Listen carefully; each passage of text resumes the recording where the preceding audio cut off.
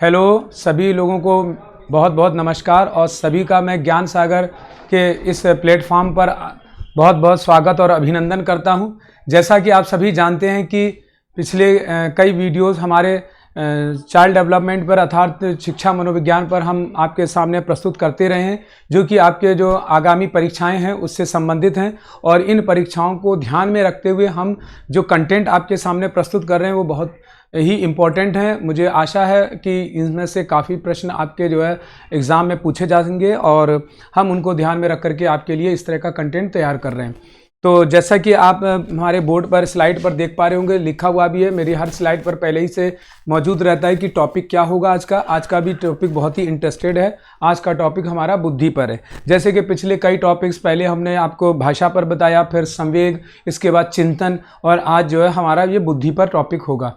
आप सभी जानते हैं कि मनोविज्ञान के क्षेत्र में, उस विषय में, इन टॉपिक्स में बहुत सारी जो है बातें की जाती हैं अलग अलग मनोवैज्ञानिकों द्वारा। बहुत सारे जो है इस पर अपने अपने मत प्रकट किए गए हैं, लेकिन किसी एक के मत पर सहमति बनाना और उसी पर चर्चा करना एक अलग बात है। और इस अनेक मनोवैज्ञानिकों को एक साथ ला करके और उन पर हम कंटेंट तैयार करें और उसमें एग्ज़ाम से संबंधित प्रश्नों को आपके सामने प्रस्तुत करें, इसके लिए काफ़ी मेहनत पड़ती है। और इस मेहनत को आप सार्थक कर सकते हैं, सिर्फ आप ही सार्थक कर सकते हैं, और वो करेंगे आप हमारी इस मेहनत को लाइक, शेयर और सब्सक्राइब करके।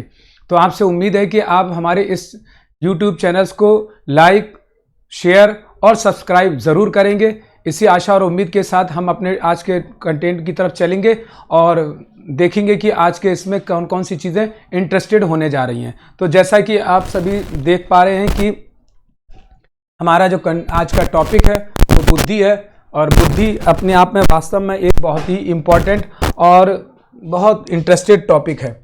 तो आगे बढ़ेंगे, इसमें बात करें, बुद्धि की तरफ चलेंगे। जैसा कि आप यहाँ पर स्लाइड पे कई सारी चीज़ें देख पा रहे हैं कि बुद्धि में जब अगर हम इसी डायग्राम्स को ले लें या यहाँ पर ले लें, जैसा कि लिखा हुआ मल्टीपल इंटेलिजेंसी, बुद्धि अपने आप में बहुत सारी योग्यताओं को, एबिलिटीज़ को अपने अंदर समेटे होती है। तो बुद्धि क्या है, इस पर हम लोग चर्चा करेंगे अगले अपने स्लाइड के साथ में। तो चलेंगे इधर सीधे सीधे बुद्धि की तरफ कि बुद्धि क्या कह रही है, स्लाइड क्या कह रही है और हम इस पर क्या बात करते हैं। तो जैसा कि लिखा है, बुद्धि एक सामान्य योग्यता है और इस योग्यता के व्यक्ति अपने को तथा दूसरों को क्या करते हैं, समझाते हैं। तो एक व्यक्ति खुद भी दूसरों से समझता भी है और दूसरों को अपनी योग्यता के बल पर समझाने की कोशिश करता है। तो वास्तविक रूप में अगर कहा जाए तो बुद्धि क्या है, तो बुद्धि एक सामान्य योग्यता है जिसे हम अपने जो है योग्यताओं के आधार पर अपनी समस्याओं का निदान करते हैं, उसका हल करते हैं। दूसरे संदर्भ में कहा जाए तो अर्जित योग्यताएं ही बुद्धि हैं।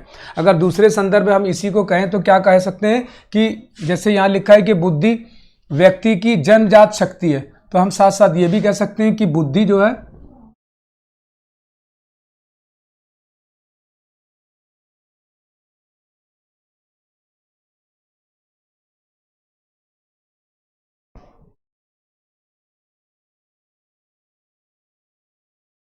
तो बुद्धि क्या है, तो कह सकते हैं कि बुद्धि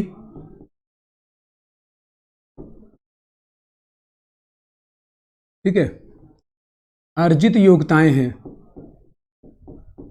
अर्जित योग्यता होती है। बुद्धि क्या है, अर्जित योग्यता है, अर्थात जो कुछ भी हम बाहर से प्राप्त करते हैं, वातावरण से लेते हैं, वह भी बुद्धि है। और बुद्धि जो है जन्मजात भी होती है। तो इस तरह से बुद्धि जन्मजात भी होती है, बुद्धि बाहर से यानी कि अवयवों से, कंपोनेंट से, जो हमारे पर्यावरण से संबंधित होते हैं, उनसे भी हम क्या करते हैं, प्राप्त करते हैं। साथ साथ एक बहुत अच्छी बात यहाँ पर आप देख पाएंगे, इससे बहुत से प्रश्न बनते हैं इसमें कि बुद्धि व्यक्ति की तत्परता, बुद्धि जब व्यक्ति के अंदर होती है तो वो तत्पर होता है, किसी काम को करने के लिए तैयार रहता है। तात्कालिकता है ना, उस परिस्थितियों के अनुसार जब कोई चीज़ ढाली जाती है तो उसे तात्कालिकता कहते हैं, उस वातावरण के अनुसार। समायोजन यानी जो कंडीशंस हमारे सामने आ रही हैं, जो परिस्थितियां आ रही हैं, उसके साथ एडजस्टमेंट करना बुद्धि सिखाती है। साथ ही साथ क्या होता है, समस्या का समाधान करना, ये भी बुद्धि के बल पर ही आता है। इन सब को हम किसके माध्यम से पूरा करते हैं, बुद्धि। तो फिर से देखेंगे, बुद्धि व्यक्ति की तत्परता, तात्कालिकता, समायोजन करने की क्षमता और समस्या समाधान की क्षमताओं के संदर्भ में प्रयोग होती है। महत्वपूर्ण बात है, इसे आप याद करेंगे, ध्यान देंगे। अगली बात में चलेंगे। सभी व्यक्ति एक समान रूप से योग्य नहीं होते। बिल्कुल सीधी सी बात है। हर व्यक्ति, जैसे 5 उंगलियां हमारी बराबर नहीं है, कोई भी व्यक्ति समाज में एक जैसा नहीं होता। उसके पीछे कारण है कि एक तो बुद्धि हमारी जन्मजात होती है, दूसरी हम बुद्धि को अर्जित करते हैं। जन्मजात है तो माता पिता से प्राप्त होने वाले जो जीन्स होते हैं, जो हमारी हेरिडिटीज होती है, वंशानुक्रम, उससे जो हमें पीढ़ी दर पीढ़ी प्राप्त होने वाली योग्यताएं होती हैं, वो हर एक की अलग अलग होती हैं। हर एक व्यक्ति अपने अपने वंश के आधार पर जन्म लेता है, तो वो योग्यताएं भी उसी के अनुसार लेकर के आता है। साथ ही साथ हर एक व्यक्ति अलग अलग वातावरण में अलग अलग तरह से ज्ञान का अर्जन करता है, तो अलग अलग ज्ञान का अर्जन भी व्यक्ति को अलग अलग तरह की योग्यताओं को अर्जित कराती है। इसलिए क्या है कि बुद्धि हर एक व्यक्ति को एक समान रूप में नहीं होती, बल्कि मानसिक योग्यता ही उनके असमान होने का कारण होती है। जैसी हमारी मेंटल एबिलिटी होती है, हम उसी के अनुसार जो है कार्य करते हैं और उसी के अनुसार हम प्रदर्शन करते हैं और चीज़ों को बताते हैं। अगर हम असफल हैं तो उसका कारण भी मानसिक योग्यता ही होती है। अगली तरफ चलेंगे कि बुद्धि की संकल्पना या बुद्धि वास्तव में है क्या। अलग अलग मनोवैज्ञानिकों ने इस पर अपने अपने मत प्रकट किए हैं। जैसा कि आप स्लाइड पर देख पा रहे हैं, हम बहुत सी चीज़ें इसमें हो सकती हैं, लेकिन हम यहाँ पर ध्यान देंगे कि तिथि के अनुसार यहाँ पर चीज़ें दी जा रही हैं, डेट वाइज। लेकिन मैं आपको एक चीज़ और क्लियर कर दूं कि बुद्धि पर इसका जो अंतर्राष्ट्रीय सम्मेलन पहली बार बुलाया गया था वो 1910 ईस्वी में। कब बुलाया गया था? 1910 ईस्वी में, 1910 ईस्वी में यूरोप में बुलाया गया। ठीक है, यूरोप के जो मनोवैज्ञानिक थे, जिन्हें हम अंग्रेज कह सकते हैं, ठीक है, अंग्रेजों द्वारा, अंग्रेज मनोवैज्ञानिकों द्वारा, ठीक है, तो अंग्रेज मनोवैज्ञानिकों द्वारा 1910 ईस्वी में पहली बार इसका एक अंतर्राष्ट्रीय सम्मेलन बुलाया गया, जिसमें कि ये देखा गया कि बुद्धि पर जो है क्या वास्तव में बुद्धि है क्या। परंतु कोई भी मनोवैज्ञानिक इस पर एकमत नहीं हुआ। फिर 1921 ईस्वी में अमेरिका के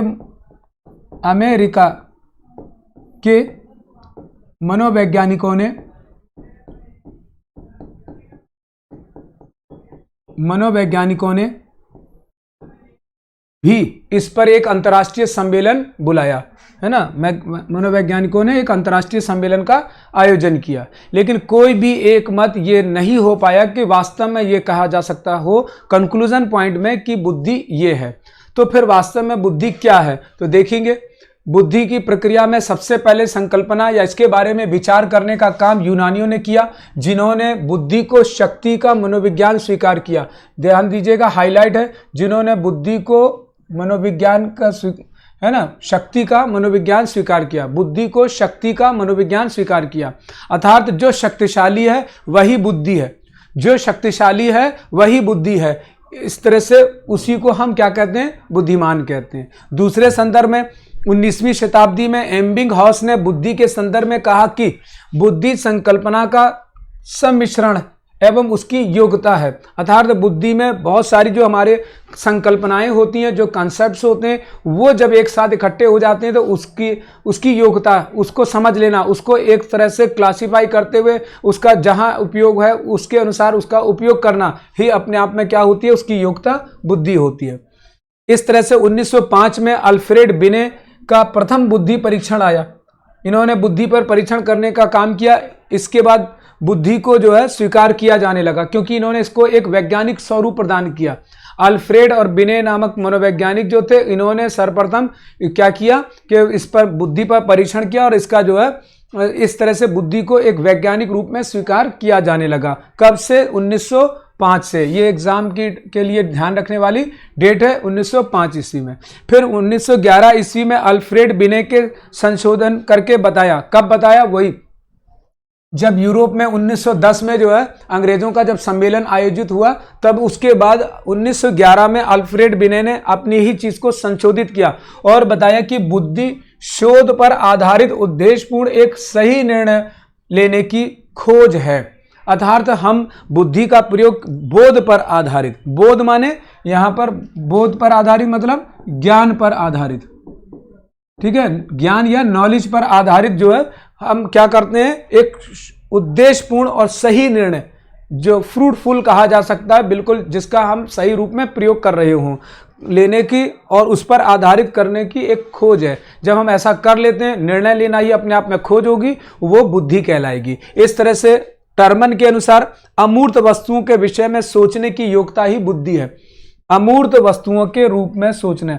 अमूर्त वस्तुएं क्या होती हैं? वे वस्तुएं जो हमारे सामने मौजूद नहीं है, कंकरेंट रूप में सामने दिखाई नहीं दे रही, अदृश्य होती हैं। अर्थात जिन चीज़ों पर कल्पनात्मक रूप में इमेजिन करके हम चीज़ों को सुनते, याद रखते हैं और समझने की कोशिश करते हैं, तो वो अपने आप में क्या होता है? सोचने की योग्यता ही बुद्धि कहलाती है। तो इस तरह से टर्मन ने कहा कि अमूर्त वस्तुओं के विषय में सोचने की योग्यता ही बुद्धि है। तो इस तरह से बुद्धि के संबंध में अनेक मनोवैज्ञानिकों ने अपने अपने तरह से इस पर विचार व्यक्त किए, संकल्पना की, ठीक है, थॉट्स दिए। आगे बढ़ेंगे और देखेंगे कि बुद्धि के संबंध में और क्या जानकारियां हैं। बुद्धि के वर्ग या क्लास ऑफ इंटेलिजेंस की जब बात करते हैं तो बुद्धि के स्वरूप को समझने के लिए एफ.एस. फ्रीमैन ने बुद्धि की परिभाषाओं को 4 वर्गों में बांटा है। जब 1910 और 1921 ईस्वी में बुद्धि पर इंग्लैंड और अमेरिका के मनोवैज्ञानिक एक मत नहीं हुए, तब एफ.एस. फ्रीमैन ने अपना वर्गीकरण प्रस्तुत किया और बताया कि इसके बुद्धि के जो है कौन कौन से भाग होते हैं। तो बताया इसको इन्होंने 4 भागों में बांट करके, पहला प्रथम वर्ग की परिभाषा, दूसरे वर्ग की परिभाषा, तीसरे और चौथे। प्रथम वर्ग में उन्होंने किसको ध्यान दिया? सबसे पहले पर्यावरण के प्रति समायोजन की योजना बताया कि बुद्धि वास्तव में क्या है। तो बुद्धि पर्यावरण के साथ समायोजन करने की शक्ति है। अर्थात हमारे आसपास जो माहौल होता है, जो कंडीशंस आती हैं, जो परिस्थितियां उत्पन्न होती हैं, उन परिस्थितियों के अनुसार जैसे ही हम ढलते हैं और उससे समस्या का समाधान करते हैं, अपने क्रियाकलापों को, चाहे वो दैनिक जीवन से हो चाहे विशेष क्रियाकलापों से हो, उनका समाधान कर लेते हैं, उनको कर लेते हैं, तो वही क्या होता है? पर्यावरण के प्रति समायोजन की योग्यता होती है। जैसी कंडीशन हो उसके अनुसार कामों को पूरा कर लेना या समस्या का समाधान कर लेना, तो ये क्या कहलाएगा? पर्यावरण के साथ समायोजन। इसके समर्थक कौन कौन है? इसके समर्थक स्टर्न है, क्रूज है, एबिंगहॉस है और वेल्स हैं। ये मुख्य रूप से इसके समर्थक हैं, और भी इनके समर्थक हो सकते हैं। बात करेंगे द्वितीय वर्ग की परिभाषा के रूप में, तो बुद्धि को क्या माना? बुद्धि अधिगम की योग्यता है। बुद्धि क्या है? अधिगम की योग्यता है। अर्थात बुद्धि को किस तरह से सीखा जा सकता है, यानी कि सीखेंगे जब हम किसी चीज़ को लर्निंग में रहेंगे, लर्न करेंगे, उसको समझेंगे, तो क्या होगा कि वास्तविक रूप से उसकी योग्यता ही क्या कहलाएगी? बुद्धि कहलाएगी। ये कौन कह रहा है? ये बकिंघम कह रहे हैं और डियरबोर्न कह रहे हैं। यह थोड़ा सा जो है ये टेक्निकल प्रॉब्लम है, मैं इसको टच करूंगा तो शायद स्लाइड इधर उधर हो जाए, तो इसलिए इसको यहाँ पर टच नहीं करते हैं। आप समझ जाएंगे मैं बोल रहा हूँ। यहाँ बकिंघम लिखा है, यहाँ डियरबोर्न लिखा है। मैं यहाँ लिख देता हूं डियरबोर्न, ठीक, डियरबोर्न ने और बकिंघम ने इस बुद्धि का समर्थन किया कि बुद्धि जो है के बल पर ही हम क्या करते हैं? सीखते हैं। तो सीखने की कला है, ठीक है।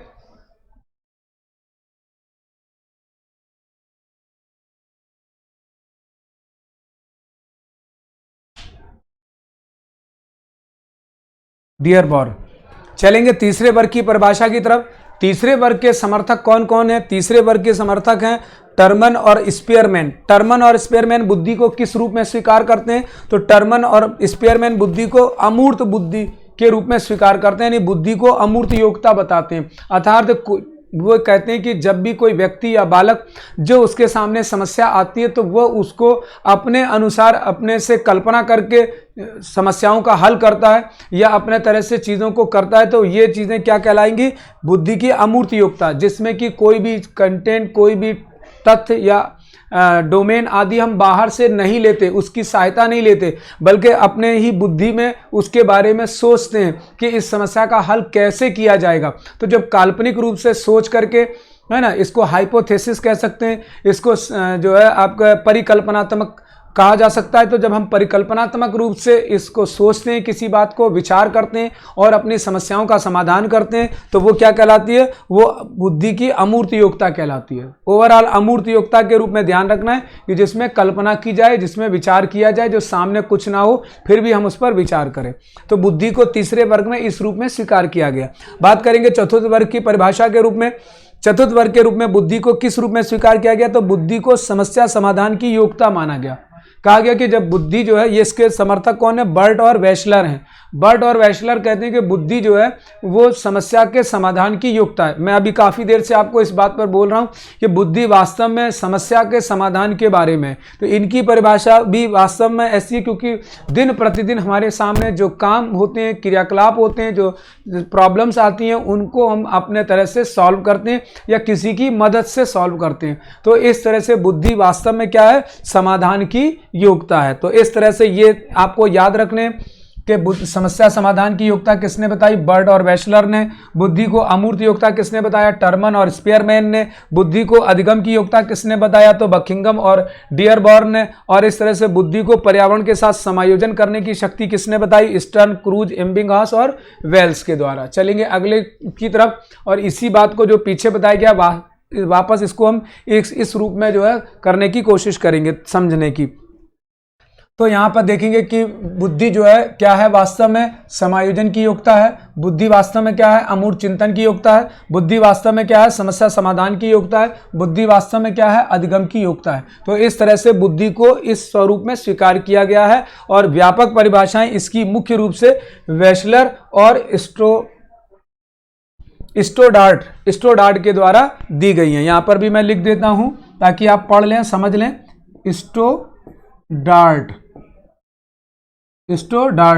स्टोडार्ट ने यहां पर बताया, और यहां पर है वेशलर। ठीक, कुछ टेक्निकल चीज है और मैं इसको ये यहां से कैसे हटेगी।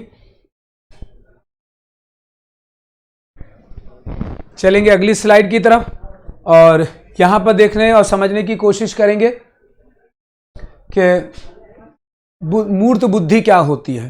ठीक, तो बुद्धि के प्रकारों की तरफ में जैसे उधर बताया गया मूर्त बुद्धि आदि, तो आप समझते हैं कि मूर्त बुद्धि क्या है ना। कॉन्करेंट इंटेलिजेंस क्या होती है, तो इसमें क्या है, इस बुद्धि को हम क्या कहते हैं, गामक बुद्धि। गामक मतलब मोटर, है ना, मोटर अर्थात यांत्रिक रूप से, तो यांत्रिक बुद्धि भी कहते हैं, गामक बुद्धि या यांत्रिक बुद्धि कहते हैं। गामक का मतलब होता है मोटर या फिर आगे की तरफ चीजों को ले जाने वाला।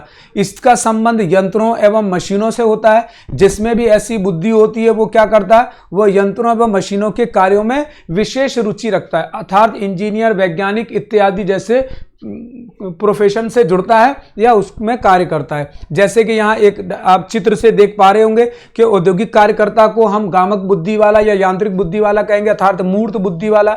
मैकेनिक मूर्त बुद्धि वाला होता है, इंजीनियर मूर्त बुद्धि वाला, कारीगर मूर्त बुद्धि वाला होता है। ये सब सामने मौजूद जो चीजें होती हैं उसी में कुछ थोड़ा बहुत अमेंडमेंट करके, कुछ बदलाव करके अपने क्रियाकलापों को और अपनी समस्या को समाधान करते हैं। तो इस तरह से जो है ये इस प्रकार की बुद्धि वाले होते हैं, जिन्हें हम मूर्त बुद्धि या कॉन्करेंट इंटेलिजेंस कहते हैं, क्योंकि एग्जाम के क्वेश्चन इन पर आधारित होते हैं। मूर्त बुद्धि क्या है, अमूर्त बुद्धि या इससे संबंधित कोई शब्द या प्रश्न के रूप में पूछा जा सकता है, इसलिए आपको इसका ज्ञान होना जरूरी है। चलेंगे अगली स्लाइड की तरफ और नेक्स्ट की तरफ जाएंगे। यहां पर देखेंगे अमूर्त बुद्धि क्या है, एब्स्ट्रैक्ट इंटेलिजेंस क्या होता है। कॉन्करेंट के बाद एब्स्ट्रैक्ट की बात करेंगे, यानी कि अमूर्त की। अभी मैंने आपको बताया था कि अमूर्त बुद्धि वो होती है जो कि अदृश्य होती है, कल्पनाओं पर आधारित होती है। तो देखेंगे यहां पर इस बुद्धि का संबंध पुस्तकीय ज्ञान से होता है। इसका संबंध किससे होता है, पुस्तकीय ज्ञान से होता है। जिस व्यक्ति में यह बुद्धि होती है वह ज्ञान का अर्जन करने में विशेष रुचि लेता है। तो इस तरह से दार्शनिक, चित्रकार, डॉक्टर, वकील, साहित्यकार, ये सभी इस श्रेणी में आने वाले हैं। चलेंगे अगली तरफ, ये आप समझ रहे होंगे, इसमें ज्यादा समय देने की जरूरत नहीं है। आगे बढ़ेंगे और बात करेंगे सामाजिक बुद्धि। सामाजिक बुद्धि कैसी बुद्धि होती है, तो सामाजिक बुद्धि इस रूप में होती है कि इस प्रकार की बुद्धि का संबंध व्यक्तिगत और सामाजिक कार्यों से होता है। ठीक है, अर्थात व्यक्ति जो होता है वो अपने आप से जो क्रियाकलाप करता है उनसे, और जो समाज में रहकर क्रियाकलाप करता है उससे संबंधित होता है। जैसे कि जिस व्यक्ति के पास इस प्रकार की बुद्धि होती है वो मिलनसार होता है, आपस में हिल मिल करके, घुल मिल करके रहना। मिलनसार व्यक्ति के अंदर क्या होता है, भाईचारा होता है। भाईचारा मिलनसार व्यक्ति जो होता है उसके अंदर भाईचारा पाया जाता है, अर्थात सामाजिक कार्यों में वह रुचि लेता है। जैसे परामर्शदाता, किसी एडवाइजर को कहते हैं। आजकल तो बड़ी बड़ी कंपनियों में लीगल एडवाइजर रखे जाते हैं, दूसरे तरह के एडवाइजर्स रखे जाते हैं, है ना, पूरे तो इस तरह से परामर्शदाता होते हैं। व्यवसायी होते हैं, बिजनेसमैन, ये सब मिलनसार होते हैं। अगर बिजनेसमैन आपस में भाईचारा नहीं रखेंगे, मिलनसार नहीं होंगे तो बिजनेस नहीं बढ़ेगा। बिजनेस का सीधा फंडा ही यही है कि आप अपनी चेन बनाइए ग्राहकों की या आदि की। तो इसलिए व्यवसायी को मिलनसार होना या कि सामाजिक बुद्धि वाला होना जरूरी है। नेता भी इसी तरह से होते हैं, क्योंकि नेता जो होते हैं लीडर, इनको वोट चाहिए होता है, ये भी इसी श्रेणी के हैं। बात करेंगे सामाजिक कार्यकर्ता और कूटनीतिक, ये भी इसी तरह की श्रेणी में आते हैं। ठीक है, आगे बढ़ेंगे और नेक्स्ट स्लाइड की तरफ चलेंगे। गार्डनर की बात करेंगे। ठीक, तो गार्डनर जो है उन्होंने बुद्धि के प्रकार कैसे बताएं, बुद्धि के प्रकारों को इन्होंने देखेंगे ध्यान से कितने भागों में बांटा है। सबसे पहले भाषाई बुद्धि बताया। ठीक है, नंबर 1 भाषाई बुद्धि, जो कि अध्यापकों के पास होती है, लेखकों के पास होती है। इस लेखक, अध्यापक आदि की बुद्धि भाषाई बुद्धि होती है। तार्किक एवं गणितीय बुद्धि, जिसमें लॉजिक आदि लगता है, अधिकांशतः वैज्ञानिक आदि इसको प्रयोग करते हैं। ये 2 नंबर हो गया। स्थानिक बुद्धि में कौन आएगा, स्थानिक या नेटिव इंटेलिजेंस किसके अंदर होता है, तो ऐसे जो मूर्तिकार होते हैं, चित्रकार होते हैं, है ना, कलाकार होते हैं, उनके अंदर इस तरह की स्थानिक बुद्धि पाई जाती है। ठीक है, चलेंगे अगली की तरफ। शारीरिक और गतिक बुद्धि, जो कि खिलाड़ी आदि होते हैं, है ना, उनके अंदर इस तरह की बुद्धि होती है। वो अपनी बॉडी पर बहुत ध्यान देते हैं और अपनी बॉडी पर के साथ अर्थात बहुत फुर्तीले होते हैं। ये सब इनकी विशेषता होती है और इस तरह से ये इस कामों को करते हैं। तो ये खिलाड़ी के रूप में बुद्धि इनकी होती है। बात करेंगे संगीतक बुद्धि, तो जैसा नाम है वैसे आप समझ रहे हैं, म्यूजिकल इंटेलिजेंसी किसके अंदर होगी, जो संगीत में रुचि रखेगा, स्वाभाविक सी बात है कि उसके अंदर संगीतक बुद्धि होगी। व्यक्तिगत आत्मन बुद्धि का मतलब है यहाँ पर कि ये जो व्यक्तिगत आत्मन बुद्धि होती है ये किस में पाई जाती है, ये ऐसे व्यक्ति में पाई जाती है जो कि बहुत चिंतन करते हैं, आत्ममंथन करने वाले, चिंतन करने वाले जो व्यक्ति होते हैं उनके अंदर इस तरह की बुद्धि पाई जाती है। बात करेंगे प्राकृतिक बुद्धि, जो प्राकृतिक प्रेमी होते हैं, फोटोग्राफर्स हैं, है ना, आदि आदि, है ना, चित्रकार होते हैं, उनके अंदर भी यही वाली बुद्धि होती है, जो कि स्थानिक बुद्धि। दोनों में लगभग समान चीज़ें लगभग होती हैं, पूरी तरह से नहीं। तो प्राकृतिक बुद्धि जो कि प्राकृतिक चीज़ों को पहचान कर ले, ना, पहाड़, नदियाँ, झील इत्यादि जैसी चीज़ों के लिए जान जाए, वो ऐसे व्यक्ति को प्राकृतिक बुद्धि वाला कहा जाता है। ये ध्यान रखिएगा कि इनसे प्रश्न बनेंगे, इन्हीं पर आधारित प्रश्न होते हैं, आगे जो क्वेश्चंस होते हैं वो इन पर आधारित रहते हैं। अस्तित्ववादी बुद्धि, अर्थात जो दार्शनिक होते हैं वो अस्तित्ववादी बुद्धि की बात करते हैं। जो दार्शनिक होते हैं, जो चीज़ों से जुड़े रहते हैं, धर्म आदि की बातों से जुड़े रहते हैं, ऐसी चीज़ों से जो कि आत्मा परमात्मा की बात करते हैं, वो अस्तित्व की बात करते हैं, इस दुनिया में सृष्टि के निर्माण के तरफ की बात करते हैं, तो ऐसे लोगों को अस्तित्ववादी बुद्धि वाला कहा जाता है। व्यक्तिगत व अन्य बुद्धि, ये 9 नंबर कहलाएगा। ठीक है, इसका मतलब यहाँ पर ये हुआ कि ये पर्सनल सभी लोगों की अपनी अपनी इंडिविजुअल बुद्धि होती है, इंटेलिजेंसी जो हर एक व्यक्ति के अंदर पाई जाती है सामान्य रूप से। तो ये सामान्य श्रेणी वाले होंगे, याद रखना है आपको। जल्दी से एक बार मैं रिवाइज करा देता हूँ। वकील, है ना, अध्यापक, लेखक, इनकी बुद्धि, तार्किक बुद्धि, वैज्ञानिक, खोजकर्ता, शोधकर्ता, इनकी बुद्धि, स्थानिक बुद्धि, मूर्तिकार, चित्रकार, कलाकार की बुद्धि, खिलाड़ी इत्यादि एथलेटिक्स जो होते हैं इनकी बुद्धि, संगीत प्रेमी की बुद्धि, व्यक्तिगत आत्मन बुद्धि, अर्थात कोई भी व्यक्ति जो अपने तरफ से यानी चिंतन मनन करने वाला, जो चिंतक होते हैं, है ना, बुद्धिजीवी होते हैं, उनकी बुद्धि। प्राकृतिक बुद्धि प्राकृतिक प्रेमियों से संबंधित, प्राकृतिक चीज़ों से संबंधित होती है। अस्तित्ववादी बुद्धि दार्शनिकों की बुद्धि होती है, और व्यक्तिगत अन्य बुद्धि जो सब लोगों की अपनी अपनी अलग होती है। चलेंगे अगले स्लाइड की तरफ, और नेक्स्ट स्लाइड होगी कि गिलफोर्ड ने इसका क्या प्रकार बताया। गिलफोर्ड ने कहा कि बुद्धि जो है संज्ञानात्मक होती है, बुद्धि स्मृति पर आधारित होती है, बुद्धि अपसारी होती है, बुद्धि अपसारी भी होती है, अभिसारी के साथ अपसारी होती है, और मूल्यांकन बुद्धि। तो इस तरह से बुद्धि के इन्होंने 5 प्रकार बताए गिलफोर्ड ने। संज्ञान अर्थात नोटिस करना, अर्थात क्या कहेंगे कि कॉग्निटिव, अर्थात बुद्धि को अर्जित करने वाली बात यहाँ कर रहे हैं वो। स्मृति बुद्धि ज्ञान को इकट्ठा करके, संचय करके, जमा करके रखना, अर्थात याद रखने के लिए कहते हैं कि जिस व्यक्ति के पास सारी चीज़ें याद रहती हैं उसको वो बुद्धि का ये प्रकार होता है। अभिसारी कन्वर्जेंट थिंकिंग जिसको कहते हैं, वो क्या होगा, यानी कि ये ऐसा जो चिंतन करे, अर्थात गुणवादी लोग जो होते हैं जो कि किसी चीज़ को अपने गहनता के साथ उस पर विचार करते हैं, वो कैसे होते हैं? अभिसारी होते हैं।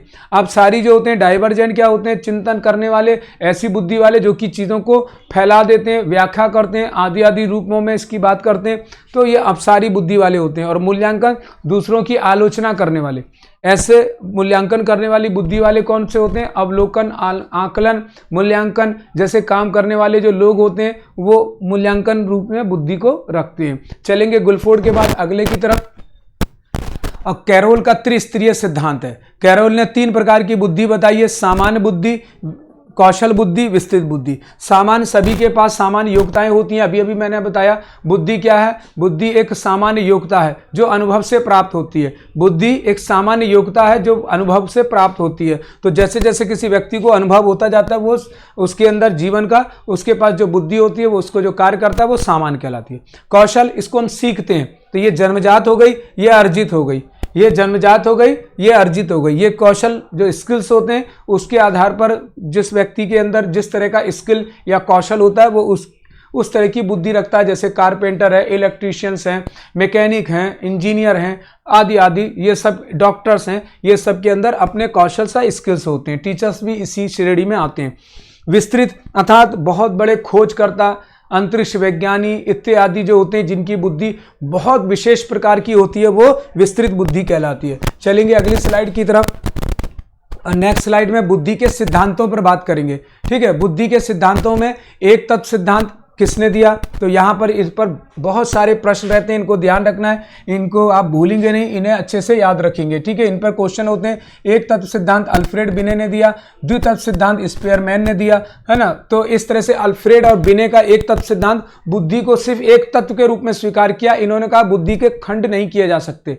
मैं वीडियो में आगे बढ़ूं उससे पहले मैं आपको स्पष्ट कर देता हूं कि ये जो है, हम इनकी विस्तृत व्याख्या स्लाइड्स के माध्यम से भी और ऐसे भी नहीं कर पाएंगे। हमारी जो आगे अगली वीडियो होगी, इसका दूसरा पार्ट जो होगा, उसमें हम इसकी व्याख्या कर पाएंगे, क्योंकि इतना समय नहीं होता कि हम एक ही वीडियो में सारी चीज़ों को बता पाएं या कह पाएं। तो इसलिए ये इसका सेकंड पार्ट जो है आगे की दूसरे वीडियो में हमारा आएगा, आप उसको देखिएगा। सब्सक्राइब जरूर करिएगा, जब आप सब्सक्राइब करेंगे तो आपको इसका अपने आप ही नोटिफिकेशन आपको मिल जाएगा। तो इस तरह से इसकी व्याख्या अभी हम यहाँ नहीं करेंगे, थोड़ा थोड़ा सा संक्षिप्त बता देते हैं। तो एक तत्व सिद्धांत के समर्थक अल्फ्रेड बिने, टर्मन, स्टर्न इत्यादि हैं, जिन्होंने ये बताया कि बुद्धि जो है को विभाजित नहीं किया जा सकता। बुद्धि एक इकाई के रूप में होती है और इससे हम टुकड़े नहीं कर सकते। जब भी हमारे पास कोई समस्या आती है, हम इसको एक संगठित रूप में उसको पहले समझते हैं और उसके बाद उससे समस्या का समाधान कर लेते हैं। बात करेंगे द्वितत्व सिद्धांत जो स्पेयरमैन का है। स्पेयरमैन ने इसके लिए 2 कारक बताए, जी कारक और एस कारक। ठीक है, जी कारक और एस कारक, यानी कि सामान्य बुद्धि और विशेष बुद्धि बताई। इस तरह से इन्होंने जो है द्वितत्व सिद्धांत दिया, बुद्धि को 2 भागों में बांटा। कहा कि कुछ लोगों में किसी कार्य को करने के लिए सामान्य योग्यता होती है, वो सामान्य के अनुसार कार्य कर लेते हैं। कुछ लोग जो होते हैं वो बुद्धि को विशेष क्रियाकलापों के यानी विशेष रूप से करते हैं, उस काम को स्पेसिफिक हो जाता है वो, और इस तरह से वो उनकी बुद्धि कैसी हो जाती है? विशेष प्रकार की। बात करेंगे थार्नडाइक की तो बहुकारक सिद्धांत दिया थार्नडाइक ने।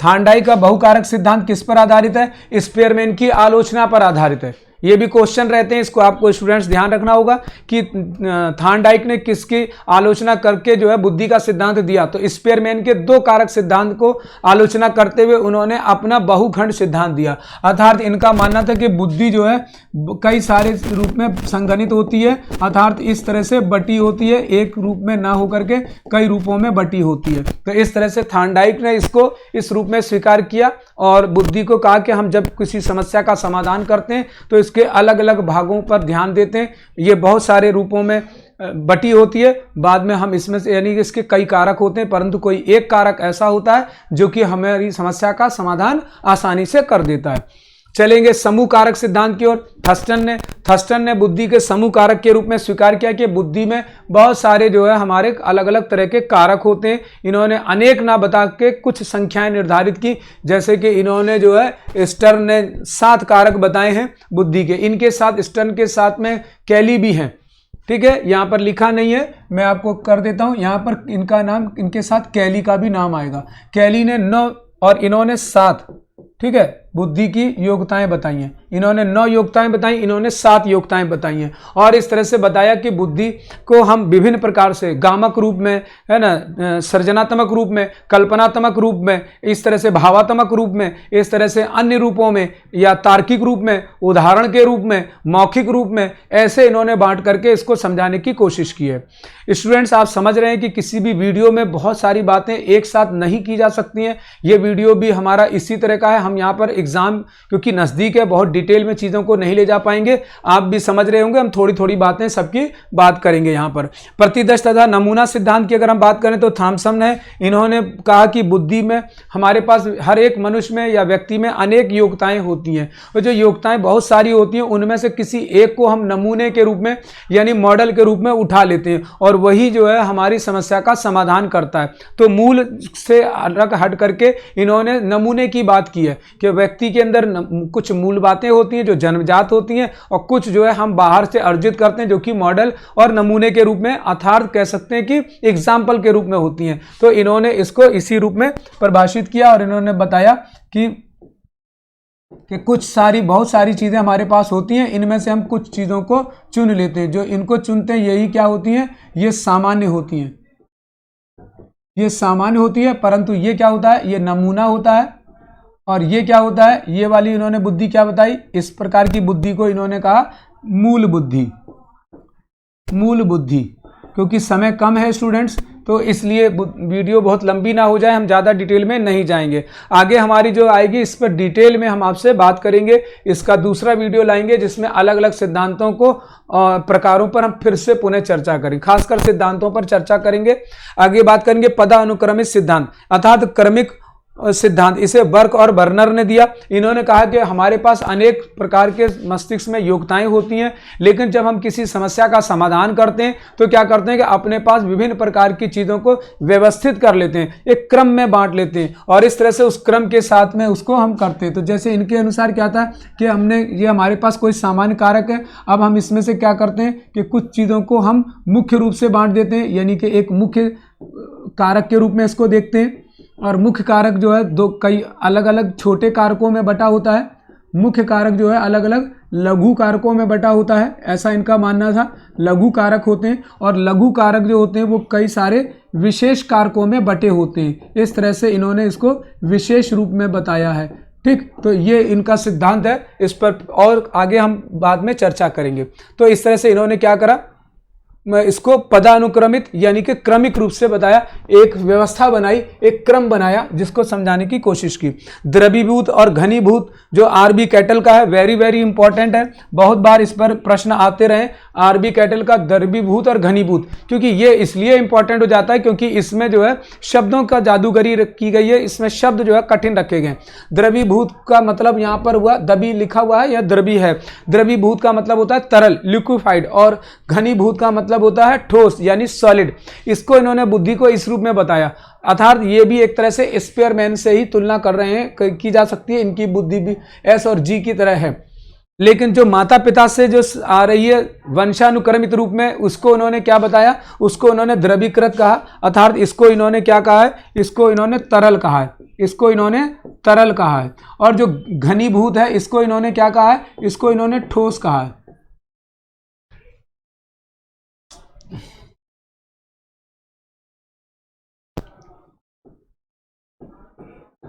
ठोस रूप में कहा है इसको। ठीक है, तो इस तरह से ये आरबी कैटल का सिद्धांत है। त्रिविमीय सिद्धांत जेपी गिलफोर्ड का है। त्रिविमीय सिद्धांत जेपी गिलफोर्ड ने इसमें विमाएं बताई हैं, डायमेंशन बताया है, अपनी बुद्धि को 3 साइड में रखते हुए 3 प्रकार से इसको समझाने की कोशिश की है। ये गणितीय तरह से समझाते हैं अपने बुद्धि के प्रकार को, अर्थात इसमें लंबाई, चौड़ाई और ऊंचाई की बात जेपी गिलफोर्ड करते हैं। त्रितंत्र सिद्धांत जो बर्ग का है वो इनका जो सिद्धांत है उससे थोड़ा सा हट करके ये त्रितंत्र की बात करते हैं, अर्थात 3 साइड की बात करते हैं। इसमें ये है ना, जो वातावरण है आसपास का संदर्भित, उसके संबंध में बात करते हैं कि बुद्धि हमारी वातावरण से संबंधित होती है। साथ साथ ये कहते हैं कि बुद्धि हमारी अनुभव पर आधारित होती है, और इसके बाद कहते हैं कि बुद्धि जो कुछ भी संचय कर रहे होते हैं हम उससे आधारित अर्थात घटकों से संबंधित होती है। तो ये यहाँ पर घटक सिद्धांत भी है ना। त्रितंत्र का सिद्धांत कैसा सिद्धांत है, घटक सिद्धांत भी है, कहा जाता है घटक सिद्धांत। ठीक है, ध्यान रखिएगा, ये इनका सिद्धांत घटक सिद्धांत भी कहलाता है। बहुबुद्धि सिद्धांत गार्डनर का तो बिल्कुल थार्नडाइक के जैसा इनका भी है। इन्होंने भी बुद्धि को जो है बहुत सारे कारकों में बांटा है, जैसे इन्होंने फैक्टर में बांटा है, इन्होंने कारक में बांटा है, और उसी तरह से इन्होंने भी बुद्धि को कई प्रकार बताए हैं, यानी कि कई कारकों के रूप में स्वीकार किया है। तो इनका सिद्धांत भी लगभग ऐसा ही है। बुद्धि का क और ख कारक भी स्पेयरमैन के सिद्धांत के साथ डी हैप के से मैच करता है। बात करेंगे अंत में संज्ञानात्मक विकास सिद्धांत के रूप में जीन पियाजे। जीन पियाजे ने अपने सिद्धांत में मुख्य रूप से अवस्थाएं बताई हैं, 4 अवस्थाएं बताई हैं। कितनी अवस्थाएं बताई हैं? 4 अवस्थाएं बताई हैं, 4 अवस्थाएं, ठीक है, 1 2 3 4, 4 अवस्थाओं में पहली अवस्था संवेदी प्रेरक अवस्था,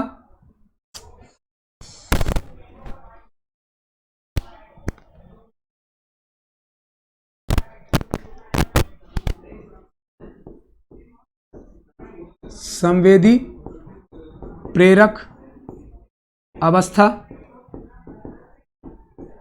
दूसरा उन्होंने बताया पूर्व संक्रियात्मक अवस्था और मूर्त, यही बात आ जाएगी यहां पर, मूर्त संक्रियात्मक अवस्था और अमूर्त संक्रियात्मक अवस्था। अमूर्त संक्रियात्मक अवस्था यहां लिख नहीं पा रहे हैं, आप समझ जाएंगे, बोर्ड का थोड़ा टेक्निकल प्रॉब्लम है, उस साइड में नहीं लिखा जा सकता। तो इस तरह से इन्होंने 4 अवस्थाएं। संज्ञानात्मक विकास में, कॉग्निटिव डेवलपमेंट में जीन पियाजे का सिद्धांत बहुत महत्वपूर्ण है। तो इस तरह से इन्होंने इसको समझाने की कोशिश की। इनके जैसे अन्य और भी मनोवैज्ञानिक है, जैसे कि दूसरे मनोवैज्ञानिकों की अगर हम बात करें तो कोहलबर्ग हैं, उनका नैतिक त्रिकरणा का सिद्धांत है जो संज्ञानात्मक विकास सिद्धांत से संबंधित है। इसके अलावा वाइगोट्स्की का सिद्धांत है जो कि सामाजिक सांस्कृतिक सिद्धांत के रूप में जाना जाता है, जो कि कॉग्निटिव डेवलपमेंट से संबंधित है, बौद्धिक विकास से संबंधित है। तो इस तरह से बुद्धि के ये अनेक सिद्धांत हैं। स्टूडेंट्स, इस पर अगली वीडियो हमारी जो होगी आगे की, उसमें हम इन पर एक एक करके विस्तार से चर्चा करेंगे। ये इस तरह से थोड़ी थोड़ी बातें जो शॉर्ट में आपके एग्जाम में महत्वपूर्ण रहेंगी, उन पर हमने चर्चा की। आप इसको याद कर लें मुख्य रूप से।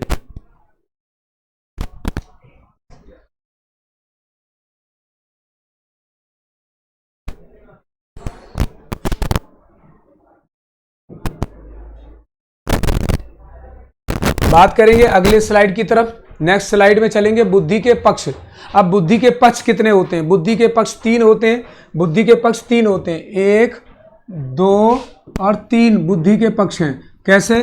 कार्यात्मक, संरचनात्मक, क्रियात्मक। ठीक है, कार्यात्मक में फंक्शनल, अर्थात जब भी बुद्धि का प्रयोग करते हैं तो हम किसी कार्य को करने के लिए करते हैं, तो इस तरह से ये बुद्धि का क्या कहलाता है? कार्यात्मक पक्ष कहलाता है।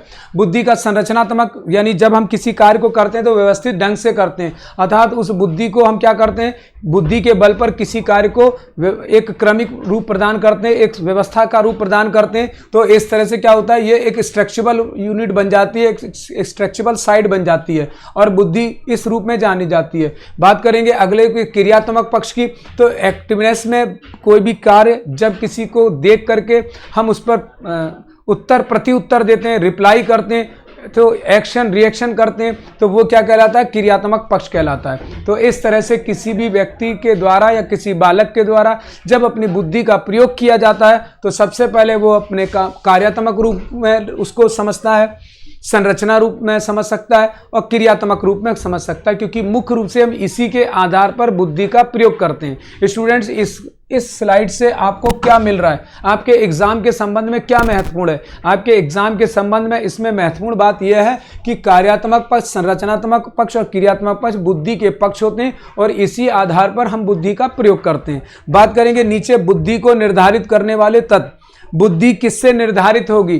किन तत्वों से पता चलेगा कि बुद्धि है? इस पर हम पहले बात कर चुके, वंशानुक्रम, वातावरण और वंशानुक्रम तथा वातावरण की अंतःक्रिया।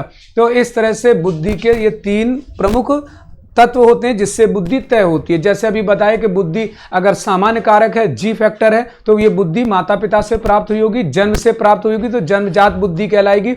इसी तरह से जो बुद्धि हमें वातावरण से यानी भौतिक चीजों से प्राप्त होती है, तो वो बुद्धि हमारी क्या कहलाती है? वो बुद्धि हमारी वातावरण से संबंधित होती है, अर्थात ये अर्जित बुद्धि होती है। ये कैसी बुद्धि होती है? अर्जित। ये बुद्धि जन्मजात होती है, ये बुद्धि जन्मजात होती है, जन्मजात बुद्धि कहलाती है, जन्मजात बुद्धि। ये बुद्धि कैसी होगी? अर्जित बुद्धि होगी। कैसी बुद्धि होगी? अर्जित बुद्धि होगी, अर्जित बुद्धि। ठीक, ये अर्जित बुद्धि होगी। और ये वंशानुक्रम की तथा वातावरण की अंतःक्रिया, जो आपस में इनके अंतःक्रिया होती है दोनों के मिश्रण से, यहां पर कहेंगे दोनों का मिश्रण। किसका? जन्मजात और अर्जित। जन्मजात और अर्जित दोनों का रूप, दोनों का रूप जिसमें होता है वो कैसी होती है? वंशानुक्रम तथा वातावरण की अंतःक्रिया से संबंधित होती है। चलेंगे अगली स्लाइड की तरफ, और नेक्स्ट स्लाइड अब थोड़ा सा इधर से देखेंगे। नेक्स्ट स्लाइड क्या है? बुद्धि परीक्षाओं का इतिहास क्या रहा है। इसमें केवल जल्दी से निगाह डालते हैं। बुद्धि परीक्षाओं का इतिहास, सबसे पहला और महत्वपूर्ण पॉइंट ये, वेरी वेरी इंपॉर्टेंट पॉइंट है, वेरी वेरी इंपॉर्टेंट पॉइंट है ये। इस पर एग्जाम में प्रश्न आ जाता है कि 1879 ईस्वी में विलियम वुंट ने जर्मनी के लीपजिंग शहर में, लीपजिंग नामक नगर में सबसे पहले मनोविज्ञान की प्रयोगशाला स्थापित की थी, जो बुद्धि परीक्षण के लिए जानी जाती है। यहाँ यंत्रों, ध्यान दीजिएगा, यहाँ यंत्रों की सहायता से बुद्धि का परीक्षण किया गया था। यहाँ यंत्रों की सहायता से परीक्षण किया गया था सबसे पहली बार। ठीक, बात करेंगे अगले के, बिने साइमन का परीक्षण। ये भी वेरी इंपॉर्टेंट है, इस पर भी प्रश्न आता है। बिने और साइमन, बिने और साइमन को अच्छे से याद रखिए। बिने और साइमन, बिने और साइमन ने, फ्रांस के बिने ने सन 1905 में थियोफाइल साइमन के साथ मिलकर, पूरा नाम है इनका थियोफाइल साइमन, थियोफाइल साइमन के साथ मिलकर के बुद्धि का एक कच्चा पैमाना तैयार किया था। हाईलाइट कर दिया मैंने चीजों को, आप समझ रहे हैं, मुझे अब अंडरलाइन करने की आवश्यकता नहीं है। तो कच्चा पैमाना तैयार किया था, एक रफ स्केल बनाया था, और यह पैमाना जब बुद्धि के बच्चों के लिए आया तो इसमें पुनरीक्षित और परिवर्तित भी किया गया, अर्थात इस पर पहले कुछ परीक्षण करके देखे गए, कुछ कमियां रही तो इसको दोबारा से जो है इसको बदला गया और इसमें कुछ चीजें जोड़ी गई। जैसे इसमें 4 वर्ष से 15 वर्ष के बच्चों का उल्लेख था, बाद में इसमें ऊपर के लोगों को भी इसमें शामिल कर लिया गया। तो इस तरह से जो है फ्रांस के बिने को बुद्धि मापन का युग प्रवर्तक माना जाता है। वेरी इंपॉर्टेंट लाइन है, इसको ध्यान दीजिएगा, एग्जाम में आपके काम आएगी, ठीक है ना, कि इसको युग प्रवर्तक माना जाता है। बिने और साइमन ने इस पर जो है पहला परीक्षण करके बताया। बात करेंगे टर्मन और स्टैनफोर्ड की, इनकी जो बिनी परीक्षाएं सबसे पहले अफ्रीका में अपनाई गई थी, और इस तरह से ये याद रखने वाला प्रश्न है, पॉइंट है एक एग्जाम का, कि सबसे पहले जो है ये परीक्षा कहाँ अपनाई गई, तो सबसे पहले अफ्रीका में अपनाई गई। 1988 में गोडगार्ड का नाम याद रखेंगे, हाईलाइट कर दिया। गोडगार्ड ने इसे अंग्रेजी में करके स्थानीय दशाओं के अनुकूल मामूली परिवर्तन किया, और बाद में से अमेरिका के न्यू जर्सी व्हीलैंड ट्रेनिंग स्कूल में अल्प बुद्धि बच्चों पर इसको प्रयोग किया और लागू करने की कोशिश की। तो इस तरह से ये इसका इतिहास है, इसे ध्यान दीजिएगा, इस पर प्रश्न रहेंगे। अगली स्लाइड की तरफ चलते हैं। नेक्स्ट में बुद्धि लब्धि, इंटेलिजेंस को गेन कैसे किया जाता है ना। तो यहाँ पर बुद्धि लब्धि प्राप्त करने का सूत्र आपको अच्छे से याद रखना है। कोई एग्जाम ऐसा नहीं है जिसमें बुद्धि लब्धि पर इस रूप में प्रश्न ना आता हो। तो यहाँ पर बुद्धि लब्धि प्राप्त करने के लिए बच्चों की IQ, इंटेलिजेंस क्वोशिएंट प्राप्त करने के लिए क्या करना होता है? मानसिक आयु बटे वास्तविक आयु, मानसिक आयु बटे वास्तविक आयु गुणा 100, मानसिक आयु यानी मेंटल एज, और ये कंकरेंट एज होती है इनमें। तो किसी बच्चे की अगर मानसिक आयु, मान लेते हैं कि अगर किसी बच्चे की मानसिक आयु जो है वो 15 है, ठीक, तो IQ निकालना है हमको, IQ जोड़ो, और वास्तविक आयु उसकी जो है, वास्तविक आयु उसकी कितनी है? 20 है, और मानसिक आयु उसकी 15 है, और गुणा 100। तो स्वाभाविक सी बात है कि क्या निकल के आएगा, इससे हम इसको कट करेंगे तो कितना आएगा 5, इस तरह से इनका आपस में मल्टीप्लाई करेंगे तो कितना आएगा 60। अब ये हमारे हम चार्ट से आगे बताने की कोशिश करेंगे, इसको हम चार्ट से देखते हैं। अर्थात हम देख रहे हैं औसतन अगर हमें इसका ज्ञान है बुद्धि लब्धि निकालने का तो हमें पता होगा कि ये नीचे जा रही है, अर्थात 90 से नीचे है, अर्थात ये कोई अच्छी बुद्धि नहीं है। स्वाभाविक बात है कि किसी बच्चे की 20 साल की उम्र है और वो 15 साल के बच्चे के बराबर प्रश्नों को उत्तर को हल कर रहा है, तो ऑब्वियसली बात यह है कि वो मंदबुद्धि या नीचे के स्तर का है। इसी को उल्टा कर दें, उस 20 वर्ष मानसिक आयु कर दें, 15 वर्ष वास्तविक कर दें, गुणा 100 करेंगे तो उल्टा हो जाएगा। अब ये इसके साथ इससे करेंगे तो क्या होगा 5 3 जा और यहाँ पर 5 2 जा, यानी ये 20 हो जाएगा। अब इसका आपस में गुणा करेंगे तो कितना हो जाएगा 20 20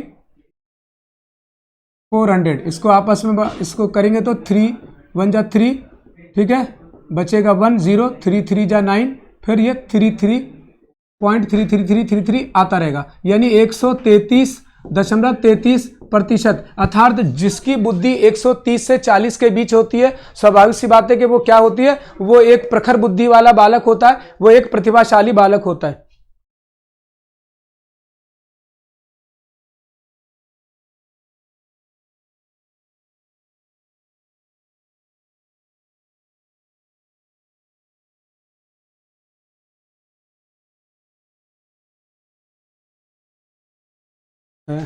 तो इस प्रकार से स्टूडेंट्स मेंटल एज और कंकरेंट एज से हम जब डिवाइड करते हैं तो क्या होता है कि उससे जो है हम आईक्यू या बुद्धि लब्धि प्राप्त कर लेते हैं। तो इस तरह से अब यहाँ पर जल्दी से आपके लिए पॉइंट्स एग्जाम के ध्यान दीजिएगा। मानसिक आयु किसे कहते हैं, तो मानसिक आयु बालक या व्यक्ति की सामान्य योग्यता होती है, जो अभी आपको हम इस पर डिस्कस कर चुके हैं। बुद्धि लब्धि का अर्थ क्या होता है, किसी व्यक्ति की जो बुद्धि लब्धि यानी कि जो उसने प्राप्त किया हुआ योग्यता होती है ज्ञान, वो उसकी सामान्य योग्यता या गति को बताती है। मुख्य रूप से आपको याद रखना है वो उसकी स्पीड यानी कि गति, अर्थात उसके अंदर सीखने की जो क्षमता है वो उसको दर्शाती है।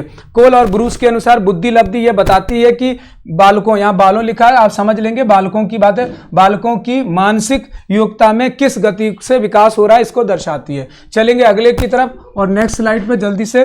तो इस तरह से बुद्धि लब्धि जब हम प्राप्त करते हैं तो बुद्धि लब्धि में क्या होता है कि कौन कौन से प्रतिशत किसके लिए तय होते हैं, वो तय यहां पर आप ध्यान 1 से 30 से अगर अधिक है तो इस तरह के बालक किसी कक्षा में किसी जगह पर केवल 2 ही प्रतिशत पाए जाएंगे यहाँ पर, तो ये बहुत ज़्यादा बालक नहीं होते।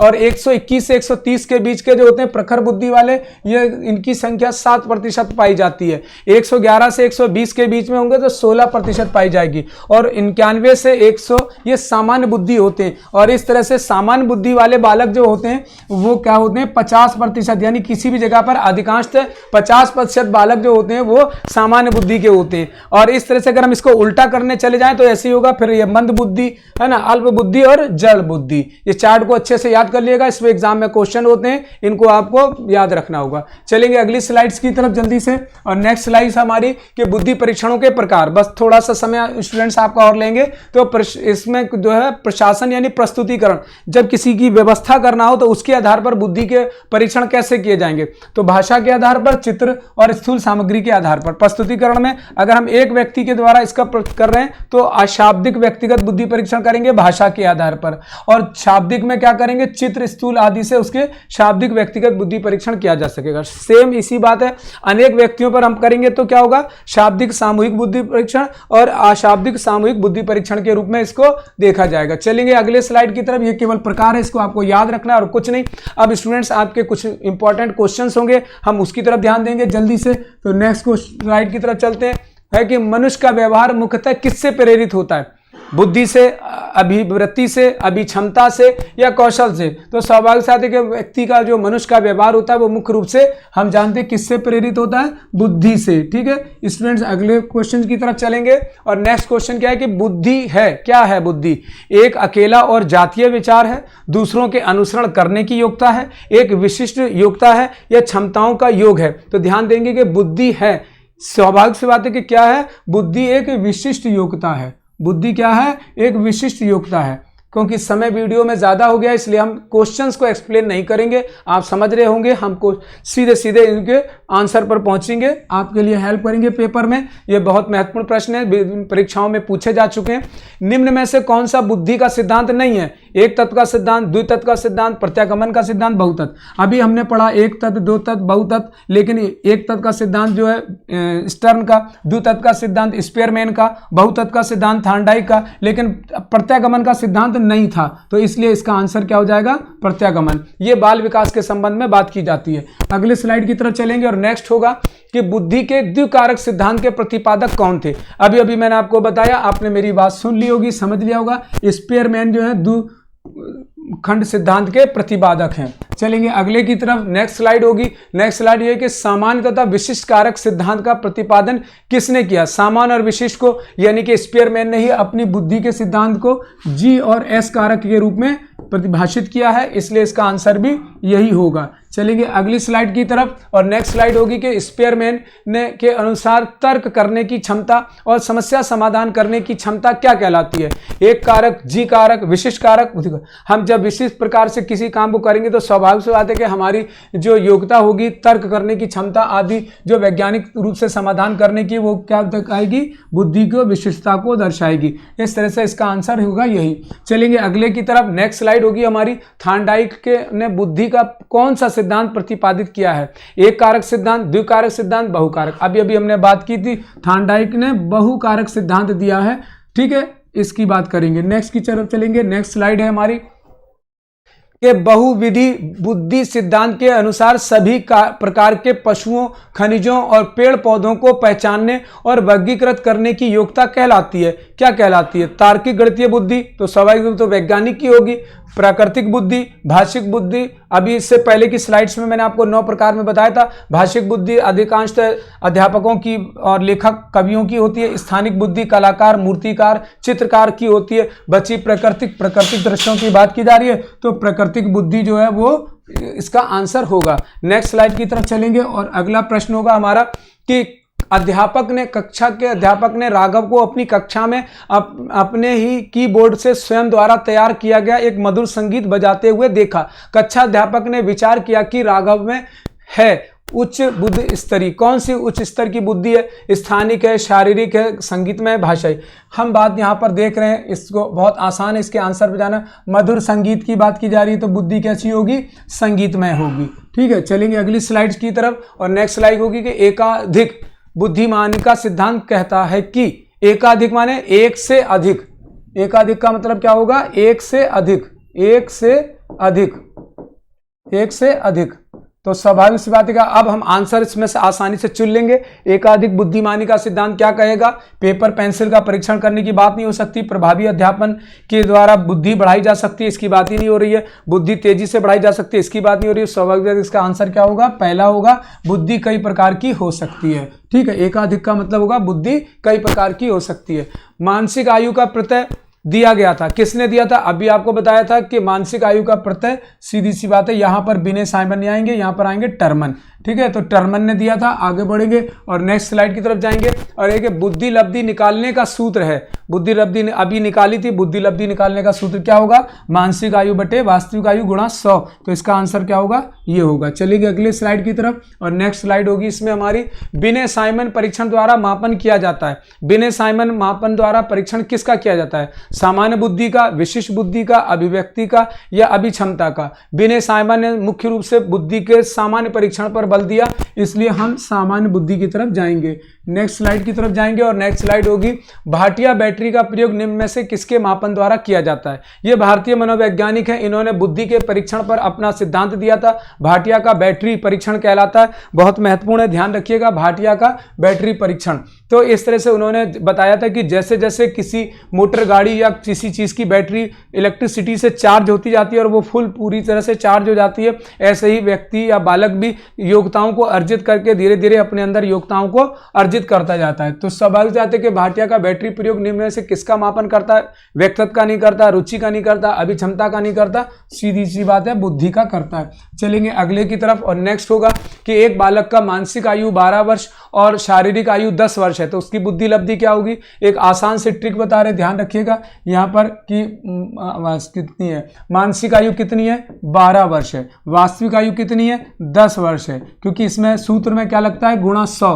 तो सीधी सी बात है कि इसका जो है आप यहाँ से इसको काटेंगे तो हो जाएगा 120, लेकिन आप डायरेक्ट भी जा सकते हैं समय बचाने के लिए। 12 में इसका एक जीरो उठाकर डाल दीजिए और इससे मैच कर लीजिए और इस तरह से 120 हो जाएगा। अगले स्लाइड पे जाएंगे और नेक्स्ट क्वेश्चन होगा हमारा और वो फ्रेश। तो इस तरह से हमारा जो ये प्रश्न थे, ठीक है, ये 15 प्रश्न हो गए। स्टूडेंट्स मैं समझता हूं कि ये टॉपिक जो है बहुत इंटरेस्टिंग लगा होगा आपको और इसमें वास्तव में बहुत सारी चीज़ें आपके लिए एग्जाम में बहुत मदद करेंगी। वेरी इंपॉर्टेंट टॉपिक है, कोई ऐसी परीक्षा नहीं है जिसमें कि इस तरह के प्रश्न ना पूछे जाते हों, लगभग इसके प्रश्न आते हैं। हाँ, इसमें हमने आज की वीडियो बहुत लंबी ना हो जाए इसलिए इसमें इसकी विस्तृत व्याख्या सिद्धांतों पर नहीं की है, जो आगे किसी वीडियो में हम इस पर करेंगे। तो स्टूडेंट्स इस तरह से ये वीडियो आपको कैसा लगा आप हमें जो है कमेंट्स में ज़रूर बताएंगे और साथ साथ इसे शेयर, सब्सक्राइब और लाइक ज़रूर करेंगे। आपका बहुत बहुत धन्यवाद। जय हिंद, जय भारत।